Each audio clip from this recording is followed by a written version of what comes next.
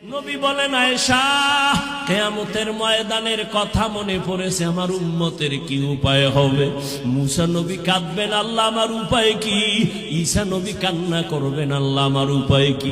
অথচ নবীদের কোনো গুনাহ নাই। কেমন ভয়ঙ্কর অবস্থা হলে নবীরা পর্যন্ত কান্না করবেন।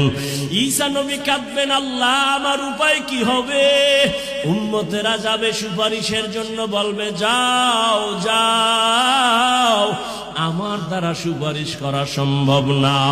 নবী বলেন, আয়েশা, এইভাবে সব নবীদের থেকে উম্মতেরা বিমুখ হইয়া সর্বশেষ তালাশ করবে রহমতের নবী কই।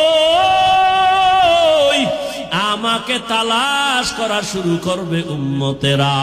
ঈসা নবী বলবে, যাও মুহাম্মদের কাছে যাও।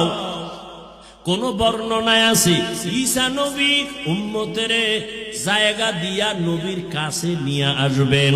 আম্মা জান আয়েশা বলেন, ইয়া রাসূলুল্লাহ, ওই সময় কি মহিলারাও উলঙ্গ? বলে হ্যাঁ। কয় পুরুষেরা উলঙ্গ? বলে হ্যাঁ। কারো কি লজ্জা লাগবে না? নবী বলেন, আয়েশা, হাসরের মাঠ এমন ভয়ঙ্কর হবে, সূর্যের গরমে বেদাবাজি গুনাহগারের মাথার মগজগুলো ফাতের মারের মতো ফুটতে থাকবে। কান্নায় এত পাগল, কেউ কারো দিকে তাকাবারও সুযোগ হবে না। নবী নিজে কান্না করতেছেন, যার কোনো গুনাহ নাই।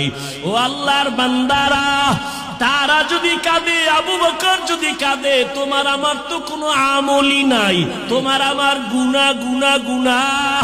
হাতের দিকে তাকায় দেখি গুনার কারণে আমার হাত নাপাক।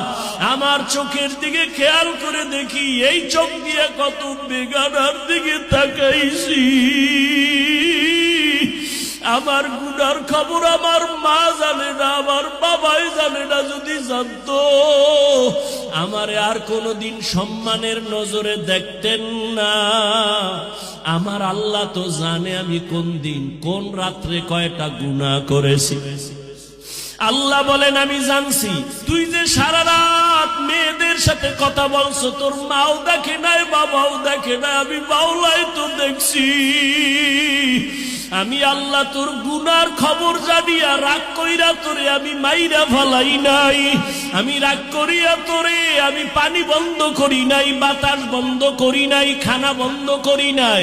কারণ আমি তোরে তুই যখন আম্মুকে আম্মু বলে ডাক দাও, আমি তখন কুদরতের নজর দিয়া তাকাই। ও